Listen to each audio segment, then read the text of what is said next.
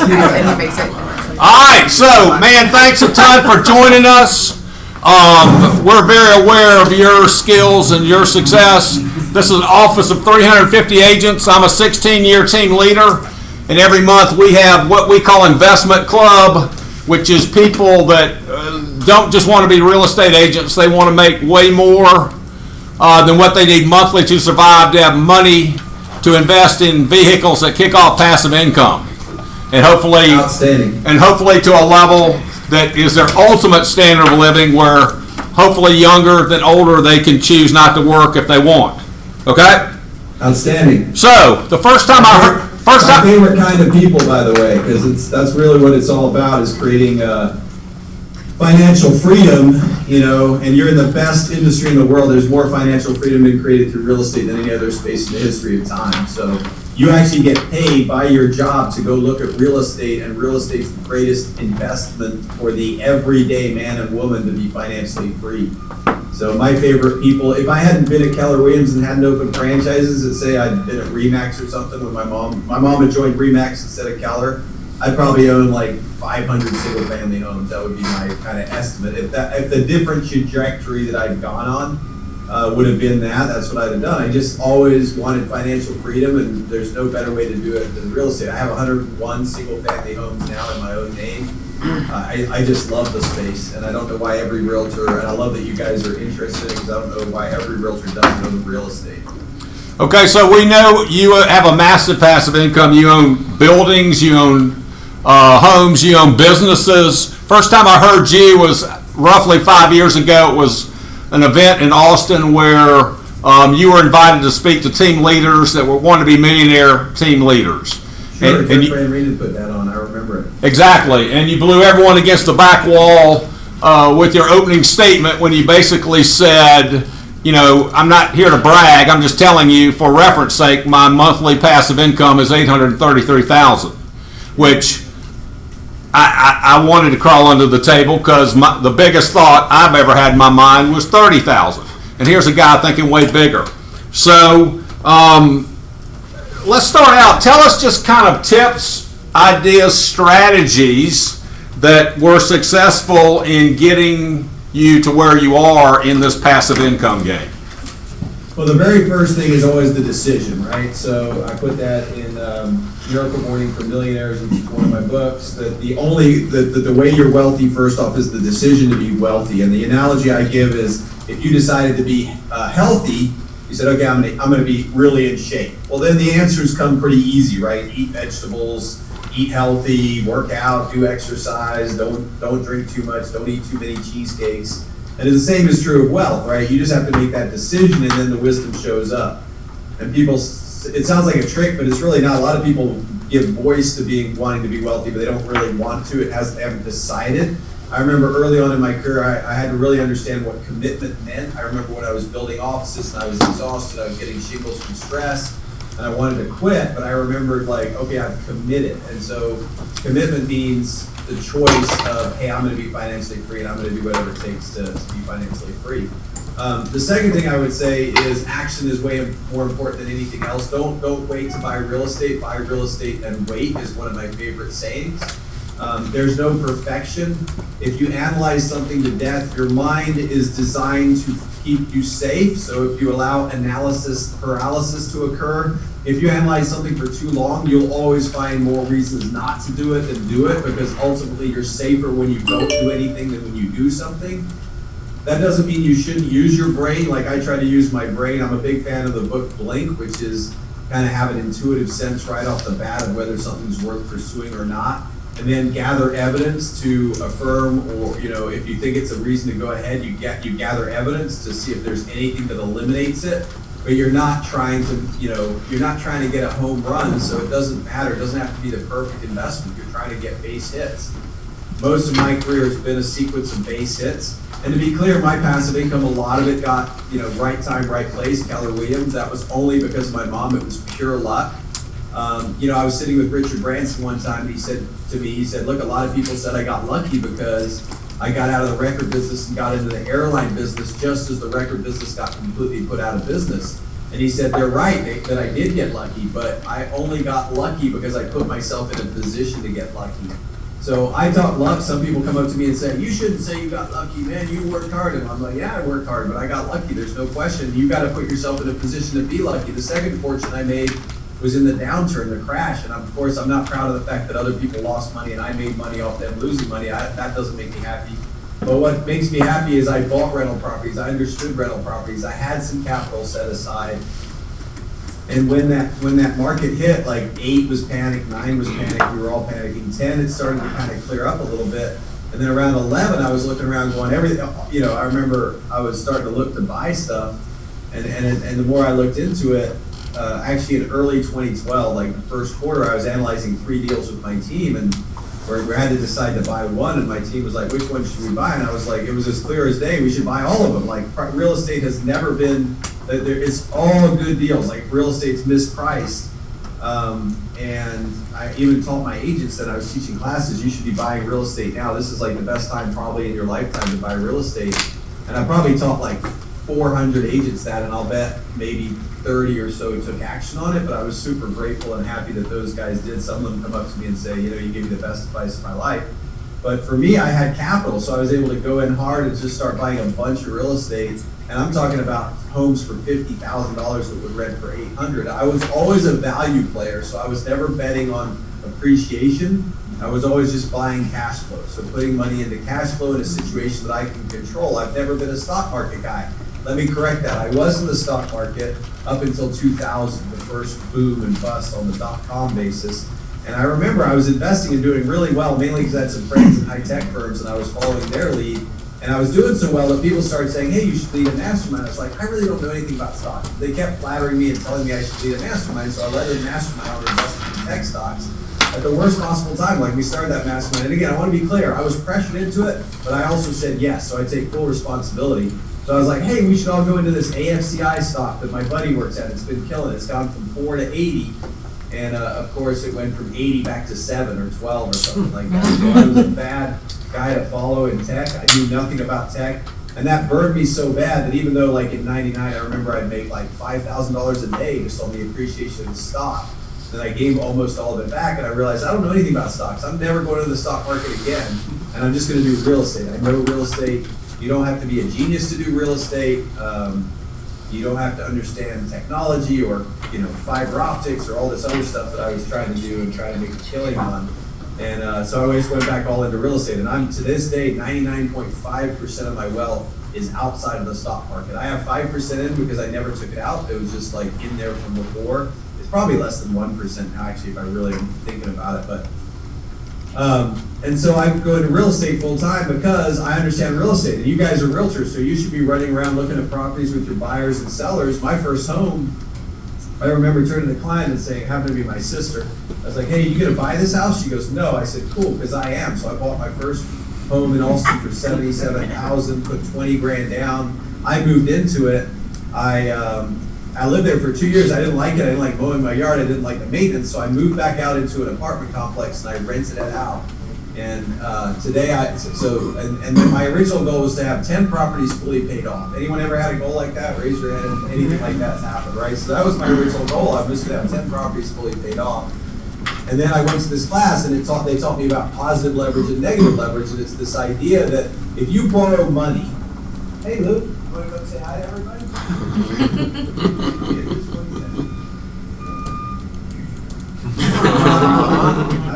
Say hi, everybody. Wave back at Luke, everybody. These are all my friends. They're in a different place. Okay, I'll come find you in a bit, okay? I didn't even see him come in because I didn't know the door's closed. Somehow he opened it and closed it. Anyway, thank you for indulging me. So then I learned about positive and negative leverage, and the idea was, let's say you're making a 10% return on a property without leverage. So it's like, you know, very simple. You're netting 1,000, or let's say it's 12%. You're netting 1,000 a month on a $100,000 property, which I know is unrealistic. But let's just say you were. And then you borrow money. If your return on the borrowed money goes from 12% to 15%, that's positive leverage. So you're making a higher return on your invested capital than you would be without the debt. If it goes down to 8%, that's called negative leverage, which means borrowing money harms your rate of return. It's quite simple calculation. It's just an IRR calc. So I go to this seminar called Money Matters, and that's what the guy teaches. And I'm like, oh, I get it now. I shouldn't try to pay off these homes. I should leverage the homes as long as it has net positive leverage and buy more homes. So I levered that home in Austin and bought 3 more homes for $80,000 a piece in Lubbock, Texas. Now I should have stayed in Austin in hindsight, but I didn't know Austin was going to become the next Manhattan. So I took out 60 grand. Now the home was worth like 130, and I bought 3 more homes. And then I kept those homes. I put them all on 15-year notes because back then I thought 15-year was intelligent. Today I don't do that. I do 30 years and I make an extra payment. And the reason I do 30 years and make an extra payment is if times ever get tough, I can not make that extra payment and I'll have extra cash flow. And as an example of that, I have a friend that owns rental property and he put his property on a 10-year note, like 4 of them, and then he had a stroke. And so now he can't earn. The stroke has screwed up his credit, so he can't refi. And it would be, he's got all, which really, in one way it looks bright to put him on a 10-year note, but now that's costing him an extra $600 a month, so his properties are barely breaking even. And right now, because he has 4 properties, he can use that, $2,400 a month that you would have in free cash flow. You're better off putting it on a 30-year note and making 1 or 2 extra payments a year if you can, and then you have that optionality. So those homes, I held them until they were all paid off, which was like, so this was in '99, so it was like 2014. And I kept them as a little model of what's possible. So those homes today are worth about $600,000, and they net cash flow to be $2,800 a month, which is what, 30-something thousand a year. And that's all with $20,000 down. That's not counting any cash flows during the time that I held them. And the total return on that, when I worked it out once, was like 17.5% a year. So if you make 17.5% a year on my 20,000, it's just an incredible rate of return. Like if someone could say to me today, I'll give you 11% guaranteed for life, I'd put all my money in it. But back then, so 17% is incredible. And so that was just like a little microcosm of what's possible. I bought the first one in '95, so 20-year period, 20,000 turned to 600,000. But that's just because the notes got paid off. Now, I counted 0 cash flow during the 20 years because honestly I had repairs. I didn't know how to go back and backtrack all of that. So that's what's possible. So you guys are out there looking at houses, you're looking at communities. It's harder today, I totally get it. Like asset appreciation's been crazy. It's funny, like the biggest regret I have is that I didn't buy more. And I noticed the other day, I'm like, I own 100 properties, but I always say to people, I own 100, or I was saying to people, I own 100, but I should own 200.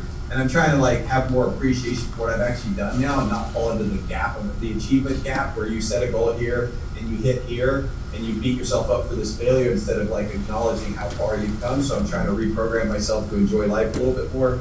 But yeah, but that's what's possible. That one thing, 30,000 a year plus.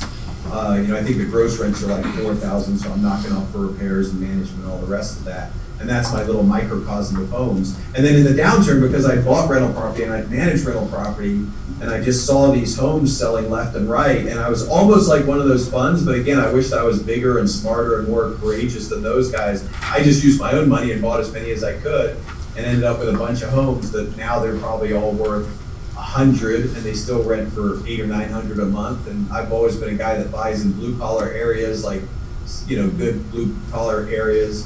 And I've taken all the stupid risks before. I bought really low areas that you think the cash flow is going to be great, but you have so many repairs and so many problems. And then, the A properties usually appreciate more, but you get much less cash flow. I'm just real happy at the C+. And I know it's harder today, but it doesn't mean it's impossible. So you're out there showing properties every day. You see a certain neighborhood that's going really well and growing really fast. Now they're usually in the suburbs, so like maybe an hour away from downtown. And you realize, hey, I could buy this home for $200. I could rent it out for, say, $1,700. I've got enough money to put a down payment on. And with that kind of ratio, with interest rates what they are today, I can cash flow. And that's kind of the things I'd be looking for if I were a real estate agent. And the sooner you do it, the better. 1 or 2 good rental properties will equal your Social Security, so you would have doubled your net worth in retirement cash flow from 1 or 2 good properties. So that those are the nuggets. The other thing is I'm a big fan of, I wrote Tribe of Millionaires is another book I wrote. It's right behind me. It's the newest one. Who you hang out with really matters. Like if you guys are gathering together as a group of investors, and like the lady in red there, maybe she bought a property, and the guy in the front with his black sweater, he bought a property, and the lady behind the guy with the black sweater knows those two people. He's like, gosh, I know those people. If they can do it, anybody can do it.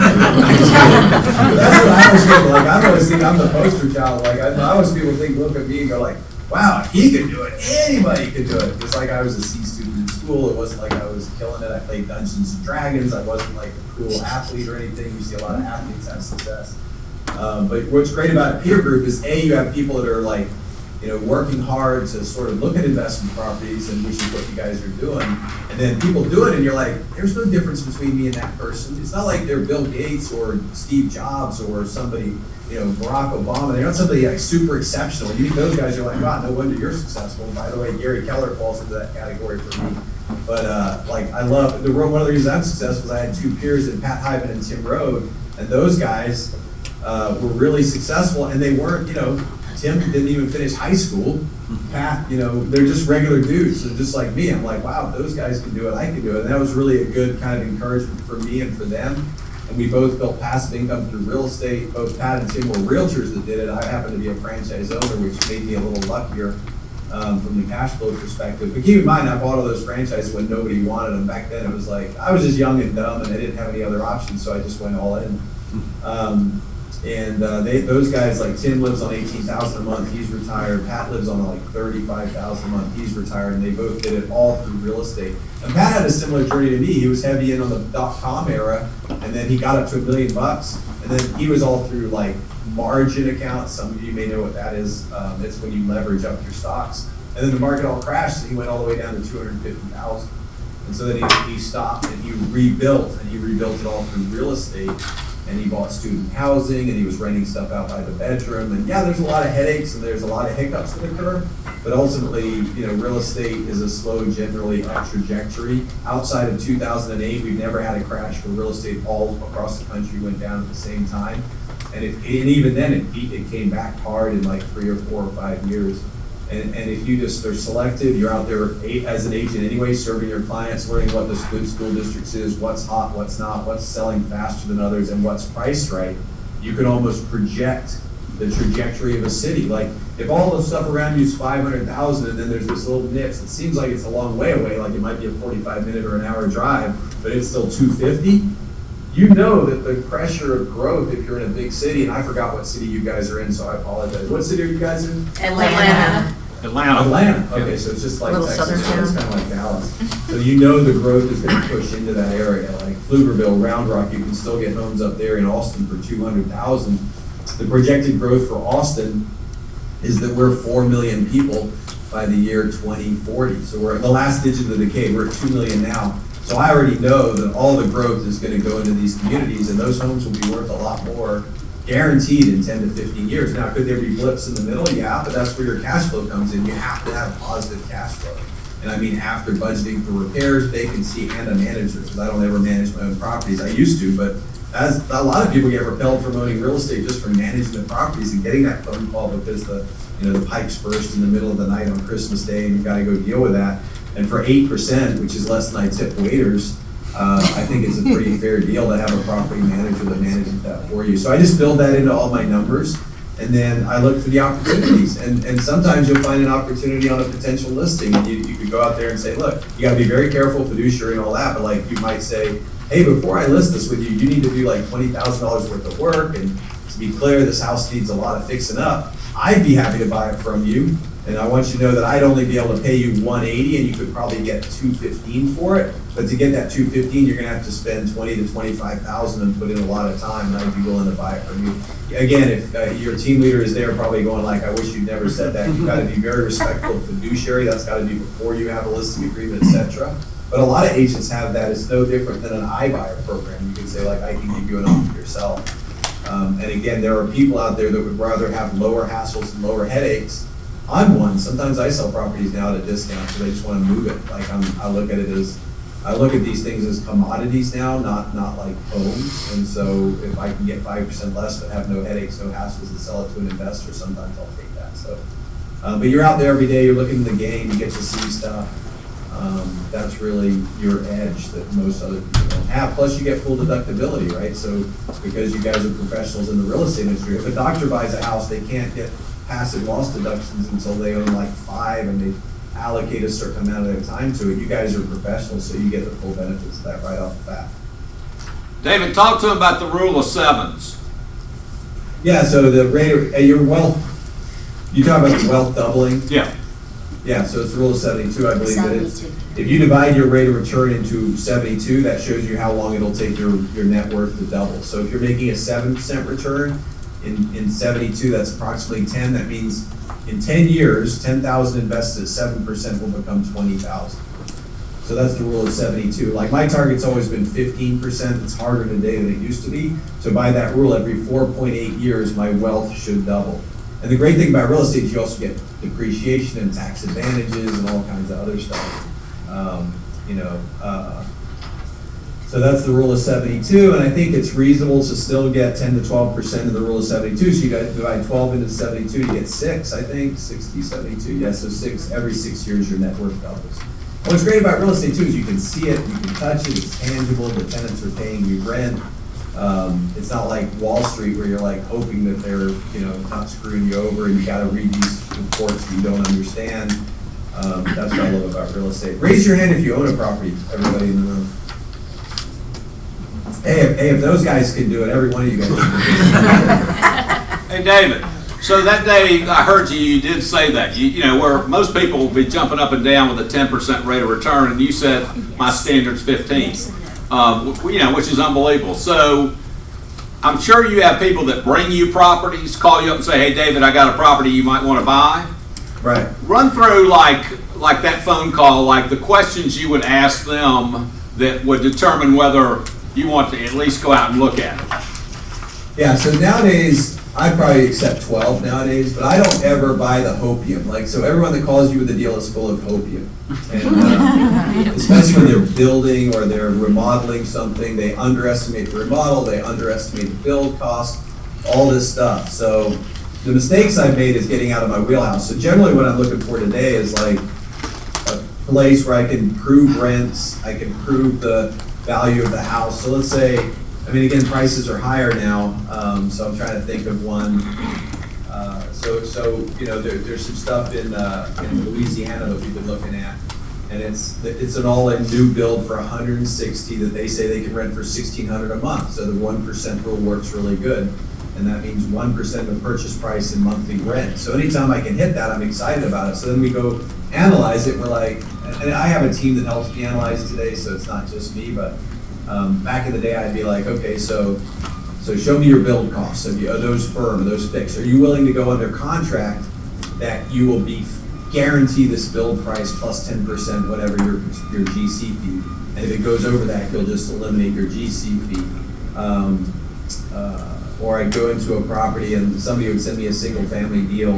And by the way, I always take care of realtors. I'm very good about paying commission. I would never try to circumvent anybody. So even if you send me a deal and the other person's like, hey, we don't need the realtor, let's just go direct, I'd be like, I'm not gonna do business with you. I'm always real respectful for the realtors, and because of that, I have really good deal flow, and I always respect the commission and the source. In fact, so much so that even if a guy brought me a deal and then said, hey, and I liked it and I was gonna do it, but the guy that brought it to me said, hey, I don't want you to do that deal, I just won't do it, I'll walk away, because I always respect the relationship first.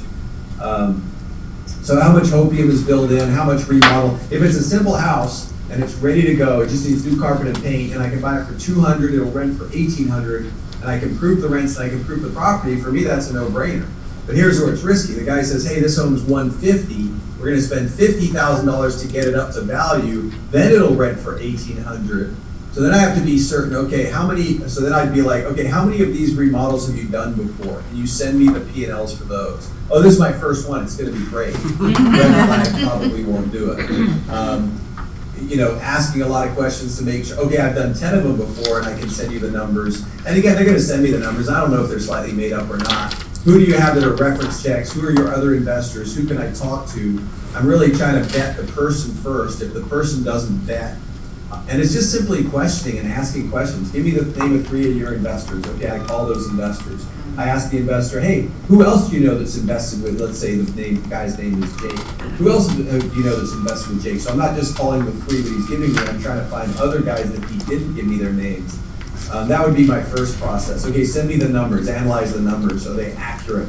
Can I see a glaring discrepancy? Like they put in there that their carpet they put in was $2 a square foot. You know that you can't get carpet for $2 a square foot in that area.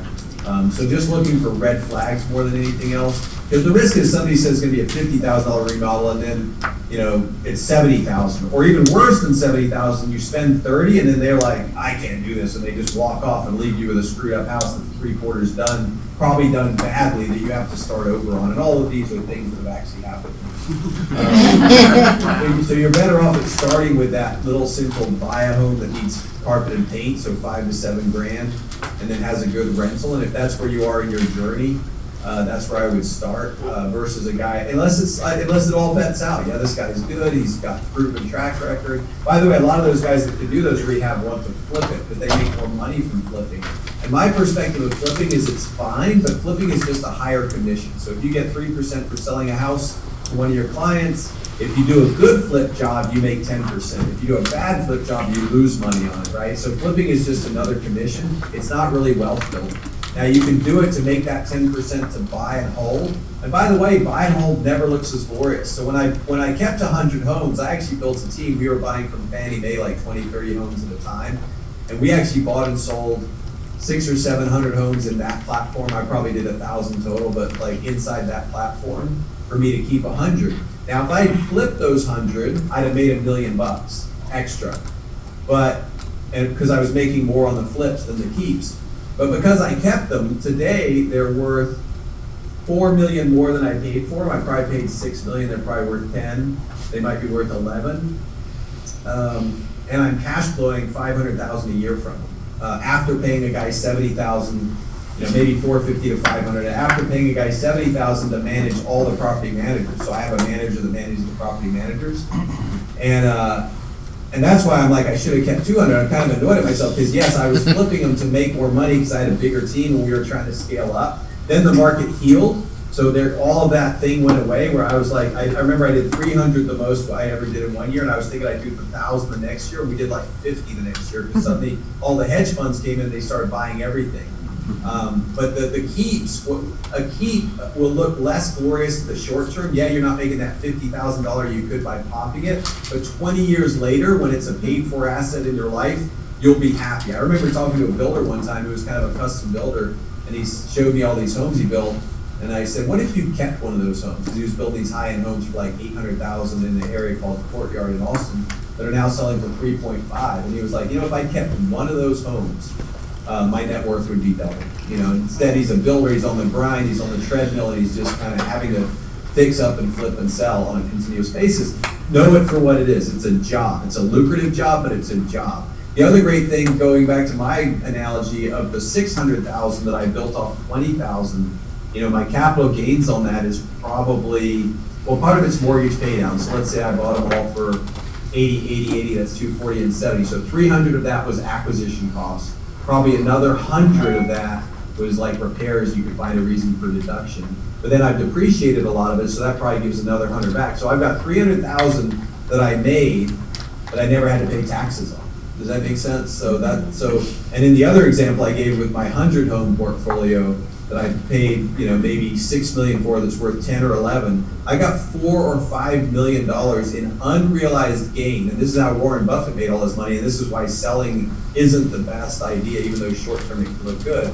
So that's $4 or $5 million that I never had to pay taxes on. Totally legal, just unrealized capital gains, right? So if I flip it and I get that $1 million, I pay the government $400, I net $600 because I kept it, which means that I didn't make that. Like the first few years I was making 10%, 15%, maybe 15% on the money. So, you know, I'm making like $250 back then or $300. But because of that, now I got $5 million that I've never had to pay capital gains taxes on or any kind of taxes on. And it's converted from income, short-term income, which is a flip, to long-term capital gains. So even when I do sell it, it's 20, 25%. And I can borrow against it and get that money out still without paying taxes. I mean, Kiyosaki teaches all this stuff, and it is really beautiful. Because when I bought that one home in Austin, I refied it and bought the 3 homes. Again, that was a non-taxable event. I borrowed against an existing asset. I took out 60 grand and I bought 3 more. And Warren Buffett's whole secret is to never sell because he never has to pay the transaction cost of taxes, which is the highest one. And I know I'm bouncing around a little bit. I'm not so what I would be on the lookout for is just like a fast growing area, good school district, and can I cash flow? You have to be able to cash flow. If you can't cash flow, like my buddy that had the stroke, and he's lucky because he's been a good realtor and he's prudent, so he built up some cash reserves. He can't really sell right now. His brain's not working that good. The left side of his body is paralyzed. He's coming back, so hopefully he'll make a full comeback. But yeah, all those rentals are now barely breaking even. So if he's got $300,000 in the bank, so he's got some time. He's got good friends like me, so I'll help him out. But if things don't get better and he never makes money, there's the possibility he'd be forced to sell. And what you never want to do is be forced to sell. In fact, Joe Williams, who owned with Gary Keller at the beginning, they were 50-50 partners, but in the down crash of the 80s, Joe owned like 100 rental properties and they all went upside down and they had negative cash flow, and so he was forced to sell most of the company back to Gary Keller just to survive. And that's an example of having negative cash flow. And I think the last crash killed so many people because they just bought all these homes willy-nilly without really thinking about it, and then all of a sudden it crashes. Even like when I was talking to Gene Rivers, who owns a bunch of rental property at the bottom of the crash, he was like, on paper I'm worth less than ever, but I'm making more money than ever, because he bought properties that all cash flowed. So because they cash flowed, and then rents went up, right? Because when people lose their homes, what do they got to do? They got to go rent. So rents go up, and that happened. Yeah, there was a dip in rents, and then rents went up before property values, and then he held on to it all, and today he's worth more than ever because the properties have come all the way back. Why was he able to hold on? Because he didn't have negative cash flow. So what is negative cash flow? That's buying a property that's minus $200 a month. And I see people do this all the time. Yeah, but it's a great property, it's going to appreciate. I'm like, yeah, you just stepped to a whole new level of risk. If you can cash flow, even if it's only net $100 a month, and keep in mind when I say $100 a month, that's after a budget for repairs, a budget for management, and a budget for vacancy. So really, if you're, probably because you're being conservative, your $100 a month should really be closer to $200 a month than $50 a month, if that makes sense. I hope you understood what I'm drawing an analogy for you there. But even if it's only $100 a month, when there's a downturn, as long as you can keep it rented, you don't lose the property. And where people blow up in real estate is when they're forced to sell or they lose all the property. They're forced to sell at an inopportune time. So again, this is a very boring wealth building strategy. It's base hits, like the Ichiro Suzuki of real estate is what I always wanted to be known as. And it's just buying cash flowing assets one at a time. And I did the same thing in multifamily with a partner, and we've done very well in that too. And it's just because we were always buying the C+ properties. The mistake we made one time is we bought a D property that we thought we could turn around, and we got killed. And then the other option, which everyone does over time, is to move up the value chain and start buying B properties. So you have lower cash flow. It's not as good a wealth building, but it's kind of safer. And that's probably the analogy of a $200,000 house or $240,000 house in the outskirts that's newer perhaps. And maybe you can't find that in Atlanta, but you can still find it in Austin. Probably mid to high twos, but they're a long way away. The rent is like $2,000, so you're going to make your $100 a month, but not much more. But then in the long run, as Austin grows, Atlanta's going to keep growing. We're both lucky to be in, and I also have my franchises and own a bunch of property in Dallas. And we're just lucky enough to be in markets that there's going to be continued growth and a continued expansion of humans. And the more, it's just socioeconomic. The more people move to a place, the more real estate goes up. That's unavoidable. And the biggest thing that kills a city actually is like loss of humans, loss of people. Like Buffalo had a lot of problems for a long time because everyone was leaving. And I also invest like in Mississippi, and I invest in Killeen, Texas, and those areas never appreciate, but they're just better for cash flow. So I can still go into Killeen, Texas, and buy a home for $120 that rents for $1,100. So it has a better cash on cash flow, but it's not going anywhere. It's military. It's very blue collar. It's not going to have. You're not suddenly going to get a bunch of doctors moving there that are going to drive profits up. Whereas Austin's high tech, so it's being driven up by a lot of engineers that are moving here. Apple, Facebook, and all those guys. Oracle's got a campus here, so that's driving all of that up. But it's just a matter of being in the game, not overthinking it, not being over analytical. You just got to start taking action. The other thing I think realtors should do is buy a home, live in it, turn it into a rental, and buy another one almost every 2 or 3 years. I mean, it depends on your price point, but you get a better interest rate when you live in it. You guys are probably beyond the age where you want roommates, but when I started out my very first home, I had roommates. I rented out 2 of the rooms. I lived in the master bedroom. That's called house hacking. And so I had 2 roommates, I think back then at $400 a month, and my payment was, $900. So it was basically, I was paying $100 a month to live in the master bedroom. I couldn't do it today because I got roommates already, my 3-year-old, my 10-year-old, and my wife, and they wouldn't want to share. But back in those days, I was very comfortable with it, and it's what I did. And even to this day, we'll try to rent our house out for like South by Southwest, or I've got a golfer. So I also have a lake home here in Austin, and I've got a golfer renting it for the Dell Match Play. So we're constantly just looking for ways to generate revenue on our properties. In fact, there was a big flood in a condo situation downtown right now. We're trying to rent one of our properties to a guy that had his condo flooded because the insurance will pay for it and you get a higher rent. So all these new strategies show up when you're just fully committed to the main strategy of buy and hold real estate. All right, David, so we're about at time. Highly appreciate, I know you're a busy guy, and this has been phenomenal.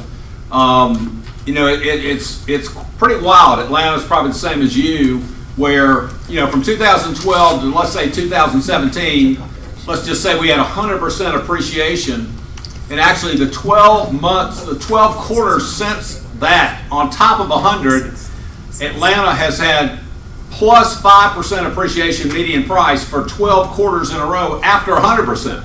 Yeah, I get it, man. It's been crazy. So, but I'm guessing you would say you're always a buyer if the numbers work, right? I'm always a buyer. I think I was probably liking 8 out of 10 deals in 2012, and today I like 1 out of 10 deals, maybe 1 out of 20 deals. But we're still a buyer. I actually have a fund, and we've got $40 million raised. $40 million in leverage to go buy homes over the next 9 months. So we're definitely a buyer, but it's just way more, we're doing more underwriting and we're being way pickier. But you just gotta get in the game at some point. The question you ask yourself is, in 10 years, will this property be worth less or more? If you think in terms of 10-year horizons with reasonable cash flow, the answer is almost always yes, it'll be worth more in 10 years. My belief is lower interest rates. You don't really buy a house anyway, you buy a payment, and you gotta be able to make that payment. The nice thing about saying you're gonna move into the house as well is you get a homeowner rate, which is usually like, half a point better than the investor rate. So you're buying a payment and you just gotta make it cash flow. And the other belief I have is that with the government printing so much money, regardless, what you think about it, that printing press, whether you call it quantitative easing or whatever, they're liquefying the market so no one ever suffers. Well, that money usually goes into assets, like the valuation has to go into assets. And that's why I think you're seeing such a rise in real estate.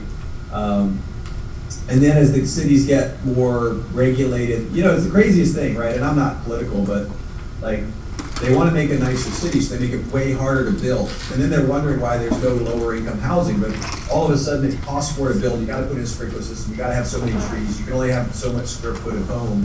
And so all of that drives up prices, right? So, because you can't put 10 homes where you could have put 10, you can only put 4 or something like that. So of course there's a house price crisis because we're regulating everything to death. And the other thing I don't understand is then they stop people from doing VRBO, because I could see millennials buying a house and VRBOing it part of the time or renting rooms part of the time to pay for their home, and it might affect affordability, but they don't let them do it. They come up with this licenses, like in Austin, we're licensed out. Whereas they should just have, if you misbehave and you make a lot of noise, you get fined, like a traffic ticket. That makes more sense. And anyone can do what they want with their property, but if you disturb your neighbors, there are the consequences. So anyway, all of that leads to appreciation in pricing. So it's good if you're an existing landlord or owner, because everything that they do, which they tend to do as cities get bigger, drives up property values, unless of course they put a homeless shelter right next to your property, in which case it drives property values down. But again, as a real estate agent, you should be aware of that and familiar with that and tuned into that, of what's going on. And then there's the gentrifying areas. But then the last thing I'd leave you with is just your identity, and really, I said it's a choice. The choice leads into the identity. So I'm a huge vision guy, I'm a huge goal guy, I set a lot of goals, I read my goals on a regular basis. I'll show you guys, that was my last year's goals. All the yellow got accomplished, the white didn't. And then here's my this year's goals. Obviously it's almost all white because I haven't accomplished anything yet. And what I'm thinking is you have to set your identity into being a landlord, a wealthy person, a financially free person. That's what you do. You say to yourself with your affirmations and your visualizations, I am a financially free, financially responsible, wealthy individual. And you lead into that identity. And all the doubt and the negative programming, oh, that's easy for him to say, or I could never do that, or you're not worthy. Like, I have all that too, of course.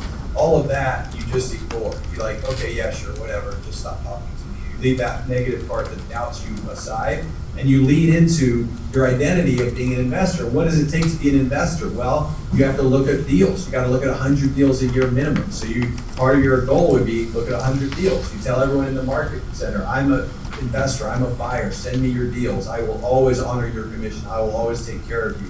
And then you learn how to invest, and maybe you have to take a finance course. And you don't have to be a genius at this thing. You don't have to have that high C-calc, whatever, calculator and be able to predict the future value of the present payments and all that. You just got to know, my rent's $1,000 a month, my property's $150, that's $12,000 on $150. I'm probably going to spend 40% in repairs and vacancy and stuff like that. So that leaves me $600 a month. 600 times 12 is $7,200. Then I got to make my principal and interest payment. Can I make that out of that and still have a positive cash flow? That's all you got to know. It's not easy math, but it's not the complex math. And that's what an investor do. So you identify yourself as an investor. You identify yourself as a financially free person. Make a commitment to buy one property a year, or one property every other year. Make a commitment to read 2 books on it, rate for, on investing. Of course, the best is Cash Flow Quadrant by Robert Kiyosaki.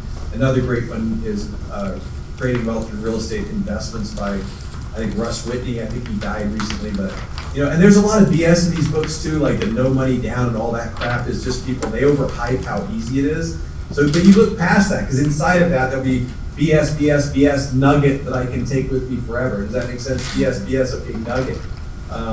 Don't do the $70,000 courses on how to invest. They're all just taking stuff you can buy at half-price books and trying to sell you a bunch of baloney. But make your identity an investor, read the books, do the analysis, and just know inside of yourself that you're going to be financially free and wealthy, and trust that in spite of all the doubts and insecurities that show up. And I would say for me, the biggest journey of my life has been changing my identity from an insecure, slightly neurotic person that doubts themselves to a confident, financially free person that has bigger and bigger challenges. And I still deal with the doubting part of me that shows up every now and then and says, you're not worthy and you shouldn't have that, and who are you to tell people what to do, and who are you to boss around people older than you, and all that kind of stuff. And I just kind of ignore that. Like, I let that be, it's going to be there. I just turn the volume down on that, and then I lean in with my affirmations, my visualizations, and my belief into being financially free. And what I found is that identity piece has to almost lead all the other. And it's like a positive reinforcement model. You believe you're an investor, but you have a lot of doubt, then you buy a property, and it goes reasonably well, and you're like, oh, maybe I am an investor. It gives you a little more confidence, and you lean into it harder, and then you find a duplex, and it works, and all of a sudden you have 3 units, and it's a self-fulfilling prophecy. And you're going to get knocked down and kicked in the teeth occasionally, and you're going to have losses. Just don't beat yourself up about that. Keep generating, keep moving forward. Build a great peer group of people that are on the same journey and believe in themselves. Make sure you have someone to run your deals by, like be a mutual coach for one another. What do you think of this one? Obviously, don't circumvent the guy and then immediately call and try to steal that deal from him. Just have honor and respect and integrity around that, and then just share your deals. And then, even if you don't have capital, if you can get pretty good at this game, you can go find people that will put the capital in and take a little piece of the upside, and that can be from clients and stuff like that. It's just such a great game to be a real estate investor, and it's just not that hard. It's like literally like playing Monopoly or playing reasonably simple, straightforward game. It's slightly complex. Like the Cash Flow Quadrant game is a great one to play. It makes it seem too easy. There are more losses than that thing lets on. But stay in your lane, stay focused, and make sure you take action, and don't think in terms of 1 year, think in terms of 10 and 15 years. And that's been the journey I've been on my entire life, and it's paid really good, fruitful dividends for me. So I'm honored to be with you guys. I think there's nothing better in life than everyone in that room that I'm looking at being financially free. Because when you're financially free, you can really help people. And all people knock the rich and the 1%, and Bezos, it's easy for him to give $10 billion to try to save the environment, and Bill Gates to save diseases in the world, and all that's true, but they're still doing way more than us. It doesn't matter that he's rich and he gets to look good and create a fund. I agree with all that. It's way easier if you're worth $80 billion to give $10 billion to charity. But the person that's receiving that shot in Africa that's saving their life, or the person that's receiving that bag of rice in India, they don't care about that. What they care is that Bill Gates is spending billions of dollars to help them, and that makes a big difference. And in our own smaller way, as we build our financial freedom, it's just like in that airplane when you put on the oxygen mask first. You can help other people when you've helped yourself. And it's really hard to be that generous to others when you're barely making it. So there's nothing better, I think, for our entire communities in our world than if every one of you in the room succeeds. So that's why I'm happy to share time with you guys. I'm honored that you guys want to listen, and I wish every one of you the greatest of success. David, thanks a ton. Yeah, we love wealth. Can't wait. We'll buy a tribe of millionaires. We'll send you a big order. All right, thanks, man. Bye, guys. See you now. Thank you. Wow. Wow. Thanks, Brad. Thank you. That was way more than I was expecting. Yeah, I mean, That was fantastic. yeah, I mean, here's a Exactly. smart. I mean, he's. I told you, like, if you ran into him probably at family reunion, he was probably wearing just kind of old jeans, and I mean, he doesn't take himself too serious. But this is just there. It is right there. Yeah. You know, I mean, I'm inspired, right? And he means it. I mean, the hope is that if we were to have the same thing in a year or two, that a lot of people would say, I'm on the way. Plain and simple, but a lot of good things in there. Just, I mean, you know, it's funny because on your screen, I don't know if it's on my phone or my screen, it always pops up something like Quicken Loans says, you know, take a 15-year mortgage. And I mean, I know a lot of smart people that have done that. That actually, what he said makes way more sense. Yeah. Right. Yeah, It gives you, absolutely. yeah. Yeah. Especially in a rental program. Yeah, so I would go back and watch this a couple times. I think you'll get more and more things out of it. But, yeah, that was. Where is this on the? Is that YouTube? We'll send you a link. Okay. Okay, like we recorded, so we'll send you a link of this. And any comments? Sorry, I was expecting to be able to let you ask questions, but he went. He went far. He's a talker. Right? No, I mean it was And he great. answered that all of them. Yeah, I mean it was great that He went deep. Yeah, yeah. But yeah, especially at the end, some of the stuff he said was pretty cool. You know, and it's hard sometimes in that. But he's right. Until we get to a place, a certain place of wealth and excess, we really can't help a lot of people to any real degree. I mean, by you wanting to grow a big business, you have to do that. You have to do that step to be able to now have money to invest to really help people in a big way. And yeah, he's right there. Yeah, I'm still kind of amazed at just that talk. And obviously he was, yeah, I mean, to see someone, he was enjoying sharing that with you. Anything else? All right, every month, we've had 2 great ones in a row. I kind of like this format. I mean, not to say that we just won't talk amongst ourselves one time, but if I can get people that are, you know, totally willing to do this, that really have killed it, I don't think we all get there any faster than listening to their ideas. Thank you. Okay? Thanks for putting it together. All right. Have a great weekend. Again, you saw the email. I mean, yesterday, 25 contracts. Today we had like another 13. It's February. I mean, it's not May, it's February. So now is the time to be doing the business. Plain and simple. Okay. I'll send you,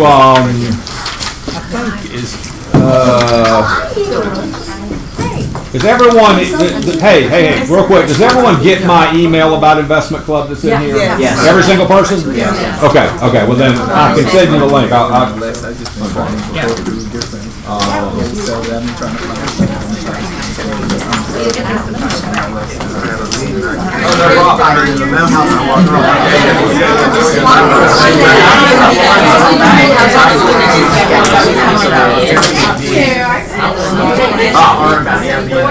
Was it a microphone? Yeah, that'd be, yeah, Rashad has one, he can tell you a lot about it.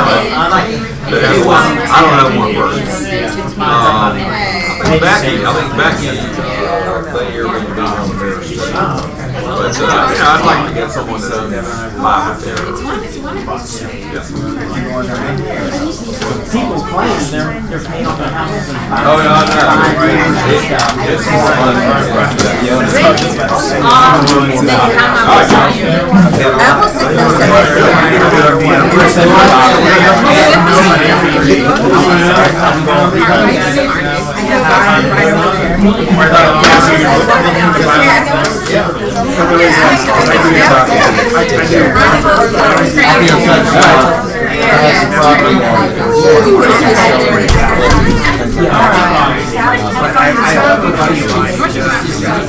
I mean, this guy just changed my mind.